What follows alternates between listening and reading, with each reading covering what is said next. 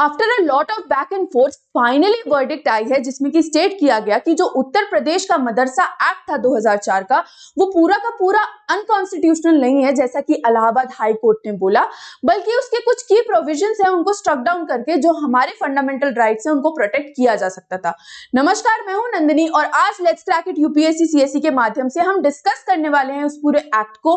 और इसी पर्सपेक्टिव से हम समझेंगे कि कैसे हम इस पर्टिकुलर जो केस है उसको यूज कर सकते हैं एथिक्स में, गवर्नेंस में और अपने इंडियन पॉलिटी में भी। तो मेरे साथ इस सेशन के अंत तक बने रहिए जिससे कि आप ये जो पूरा केस है, एक्ट है और इसके वर्डिक्ट्स है रिलेटेड उसका प्रेजेंट डेवलपमेंट और हिस्टोरिकल बैकग्राउंड सब कुछ जान पाए।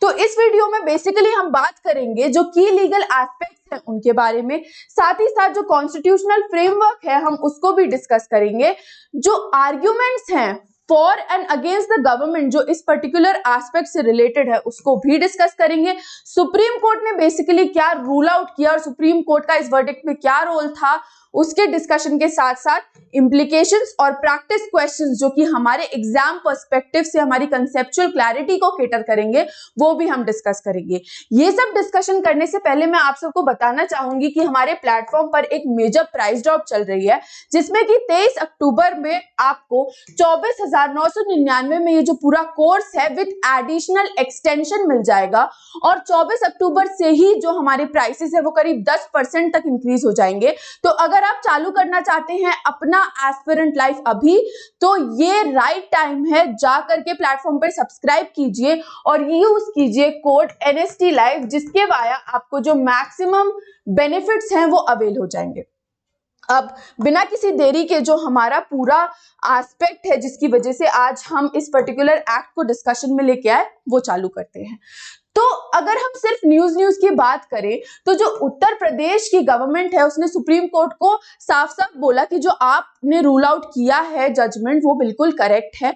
जो अनकॉन्स्टिट्यूशनल स्टेट कर दिया था मदरसा एक्ट को वो गलत था। हालांकि इसके प्रति कोई फॉर्मल प्ली या फॉर्मल याचिका जो है वो दायर नहीं की गई है, फॉर्मली कुछ नहीं बोला, लेकिन स्टेटमेंट्स काफी ज्यादा फर्मली स्टेट किए गए हैं जिसकी वजह से ये जो पूरा एस्पेक्ट है वो इंपॉर्टेंट हो जाता है डिस्कशन करने के लिए। अगर थोड़ा सा हिस्टोरिकल बैकग्राउंड समझे इस पर्टिकुलर एस्पेक्ट का तो हम देख सकते हैं कि जो इलाहाबाद हाई कोर्ट की रूलिंग थी वो बेसिकली मार्च 22, 2023 को निकली थी जिसमें कि इलाहाबाद हाई कोर्ट ने डिक्लेयर कर दिया था कि जो Uttar Pradesh board of Madarsa education act है 2004 का वो अनकॉन्स्टिट्यूशनल है क्योंकि वो स्पेसिफिकली केटर करता है एक रिलीजियस कम्युनिटी को, जिसके प्रति बाय नाउ काफी सारे जो चैलेंजेस है वो कम्युनिटी से आ चुके हैं एंड इवन कई सारी PILs भी आ चुकी हैं जो कि स्टेट करती हैं कि फॉर्मल एजुकेशन तो ठीक है न्यू एजुकेशन पॉलिसी के तहत, लेकिन रिलीजियस एजुकेशन भी जरूरी है जब माइनॉरिटीज की बात होती है क्योंकि ये हमारे कॉन्स्टिट्यूशन में, हमारे संविधान में बोला गया है इसके बारे में, जिसकी वजह से ये जो पूरा डिस्कशन है वो बहुत ज्यादा इंपॉर्टेंट हो जाता है हमारे एस्पिरेंट लाइफ के लिए, हमारी एस्पिरेंट जर्नी के लिए और हमारे आंसर राइटिंग प्रैक्टिस के लिए भी।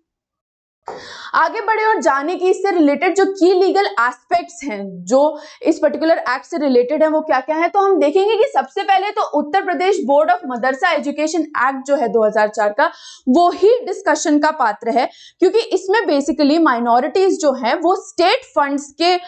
यूज से अपनी जो रिलीजियस आइडियोलॉजी है उसको प्रोपोगेट कर सकती हैं, उसको प्रमोट कर सकती हैं, जिसके चलते ही मदरसास जो हैं क्योंकि वो एक माइनॉरिटी कम्युनिटी का इंस्टीट्यूशन है उनको ऑर्गेनाइज किया जा सकता है एंड उसमें रिलीजियस टीचिंग्स जो हैं वो डाली जा सकती हैं। यहाँ तक कि ये भी है कि अगर कोई भी माइनॉरिटी इंस्टीट्यूशन है वो रिलीजियस टीचिंग्स के अलावा भी कुछ प्रोपोगेट करना चाहता है, कुछ और टीचिंग्स देना चाहता है, जैसे कि सपोज कीजिए इस पर्टिकुलर एस्पेक्ट में अगर हम कंसिडर करें कि रिलीजियस टीचिंग नहीं कर रहा है जो मदरसा है बल्कि मेडिकल की नॉलेज प्रोवाइड कर रहा है तो वो भी कर सकता है। शर्त बस इतनी है कि स्टेट को पता होना चाहिए और स्टेट से फंड्स होने चाहिए और ये जो ऑर्गेनाइजेशन है वो एक माइनॉरिटी की होनी चाहिए, बस इतना ही एक्ट था और कुछ नहीं था। आगे अगर हम जाने तो फिर आती है कहानी इलाहाबाद हाई कोर्ट वर्डिक्ट की वजह से स्पॉटलाइट में, जिसमें कि इलाहाबाद हाई कोर्ट ने ये पूरे एक्ट को ही घोषित कर दिया कि जी ये तो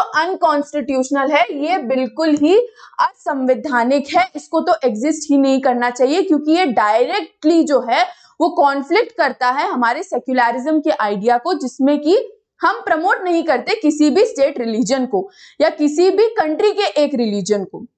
तो जब आप किसी रिलीजन को प्रमोट नहीं कर रहे हैं तो आप ये माइनॉरिटीज को क्यों केटर कर रहे हैं? तो इसी के चलते ये जो पूरी डिबेट थी वो इन लाइट आई, और क्योंकि ये एक कम्युनिटी को एड्रेस कर रही थी और इसकी वजह से काफी ज्यादा बैकलैश भी देखा जा रहा था, इस सब के चलते जो सुप्रीम कोर्ट था उन्होंने इस पर्टिकुलर वर्डिक्ट पे जो था वो स्टे लगा दिया। एंड फाइनली काफी सारी हियरिंग्स के बाद सुप्रीम कोर्ट ने स्टे ऑर्डर देने के बाद आज इस पर्टिकुलर एस्पेक्ट पे after a lot of discussions and interrogations, काफी ज्यादा बातचीत के बाद फाइनली जो रियलाइजेशंस थे वो हुए, जो कि यूपी गवर्नमेंट जो है उसने काफी ज्यादा सेलिब्रेट किए और सपोर्ट भी किए। आगे अगर हम समझे और जाने की जो कॉन्स्टिट्यूशनल फ्रेमवर्क बेसिकली यहाँ पे जो इन्वॉल्व होता है, जो कि डायरेक्टली एड्रेस करता है हमारी इंडियन पॉलिटी को, वो क्या है, तो उस एस्पेक्ट को अगर टच करते हुए चलें तो हम देखेंगे कि जो हमारा आर्टिकल 25 है जिसमें हमें राइट्स हैं with respect to promoting our religion, वो डायरेक्टली चैलेंज होते हैं। जैसे ही हम इस पर्टिकुलर एक्ट को चैलेंज करते हैं और अनकॉन्स्टिट्यूशनल स्टेट कर देते हैं, तो उसके चलते ये जो पर्टिकुलर एस्पेक्ट थी वो बहुत ज्यादा इंपॉर्टेंट हो गई, क्योंकि फंडामेंटल राइट्स को आप टच नहीं कर सकते जब तक कि बहुत ही ज्यादा इंपॉर्टेंट ना हो, जैसे कि इमरजेंसी के केसेस में, और तब भी काफी ज्यादा जो राइट्स होते हैं वो एक्टिव रहते हैं। लेकिन अगर हम इस आर्टिकल की बात करें तो ये काफी ज्यादा इंपॉर्टेंट है with the purview of a very important thing that we practice which is secularism, जहां पर हम किसी भी एक धर्म को जो है वो बिल्कुल भी प्रमोट नहीं करते, यहां तक कि हमारे लिए जो सारे धर्म है वो बिल्कुल ही सामान्य है, एक जैसे हैं। और आर्टिकल 30 जो कि स्टेट करता है जो माइनॉरिटी इंस्टीट्यूशंस का सेटअप है वो एज सच स्टेट फंड्स के वाया हो सकता है। तो क्योंकि ये जो डायरेक्टली जो दो मेजर आर्टिकल्स हैं वो हमारे चैलेंज हो रहे थे, उसी के चलते फंडामेंटल राइट्स को चैलेंज करते हुए ये जो पूरी एम्बिट ऑफ द डिबेट थी वो क्रिएट हुई, ये जो पूरा डिस्कशन था, ये जो पूरी वार्ता थी वो हुई, और इसी के चलते जो आज हम रूल आउट पर पहुंचे हैं वो पहुंच पाए हैं। क्योंकि अगर कोई इस पर्टिकुलर चीज को चैलेंज नहीं करता तो चीजें वैसी की वैसी चलती रहती, जैसा कि पास्ट में भी देखा गया है।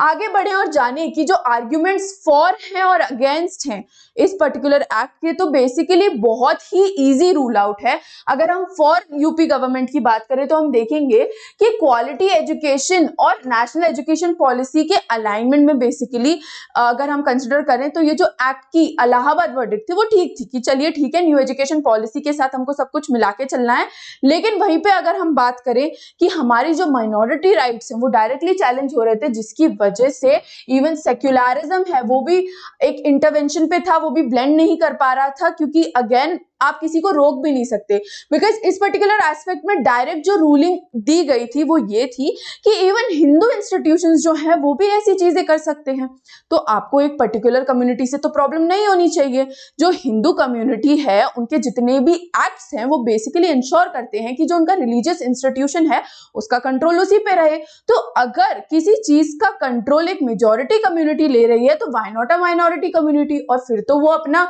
जो आर्टिकल 25 है उसको प्रैक्टिस कर रही है under the ambit of article 30। वो जब सब चीजें कॉन्स्टिट्यूशनली कर रही है तो फिर आपको अगेंस्ट जाने की क्या जरूरत है। इसी के चलते हम फॉर और अगेंस्ट जो है इस पर्टिकुलर एक्ट का वो डिस्कस कर सकते हैं।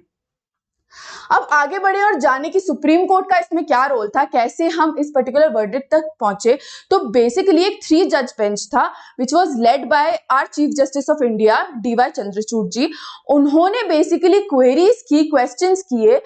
इन सारे जितने भी मैंने आपको अभी एक्ट्स, आर्टिकल्स जितने भी स्टेट करके बताए, उन सबको ही एम्बिट में लेके उन्हीं सबको ध्यान में रखते हुए जो डिफेंडिंग हमारे लॉयर थे उनको क्वेश्चन किया कि आप सेक्युलरिज्म को चैलेंज कर रहे हैं, आप आर्टिकल 25 को चैलेंज कर रहे हैं, 30 को चैलेंज कर रहे हैं, आप right to speech and expression को भी चैलेंज कर रहे हैं, आप डायरेक्टली इतने सारे फंडामेंटल राइट्स को, आपको क्या लगता है कि जो आप डिमांड कर रहे हैं वो ठीक है। और इसी के चलते जो डिस्कशन था वो इनिशिएट हुआ, इसी के चलते जो वार्ता थी वो चालू हुई, एंड टुवर्ड्स द एंड हम लोग जो डिस्कशन पे पहुंचे, जो हम नतीजे पे पहुंचे वो हम पहुंच पाए, जो कि था कि सिर्फ कुछ ही प्रोविजंस को हम स्ट्रक डाउन कर सकते थे, हटा सकते थे, जो कि फंडामेंटल राइट्स को चैलेंज कर रहा है। बाकी कोई छेड़छाड़ करने की जरूरत नहीं थी एक्ट में, क्योंकि बाकी सब जो चीजें थी वो कॉन्स्टिट्यूशनल थी। हमें ये भी समझना होगा कि कॉन्स्टिट्यूशन हमारा लॉ ऑफ द लैंड है, इसीलिए उसको फॉलो करना बहुत जरूरी है, क्योंकि हमारे लिए, हमारे भारत के लिए जो संविधान है वो ही सुप्रीम है। तो इसीलिए उसकी रिस्पेक्ट करना बहुत इंपॉर्टेंट हो जाता है। अगर कुछ भी उसके अगेंस्ट जा रहा है तब तो आप उस पर कोई क्रिया प्रतिक्रिया कर सकते हैं, लेकिन अगर उसके अगेंस्ट नहीं जा रहा तो आपको थोड़ा सा शांत रहना चाहिए, हर चीज का मुद्दा नहीं बनाना चाहिए। बेसिकली यही जो डिस्कशंस थे वो चल रहे थे। करंट स्टेटस की बात करें तो हमने वो डिस्कस कर लिया है कि जो माइनॉरिटी राइट्स हैं वो प्रोटेक्टेड रहने चाहिए at all times, and constitutional जब तक चीजें हैं तब तक सब सही चल रहा है।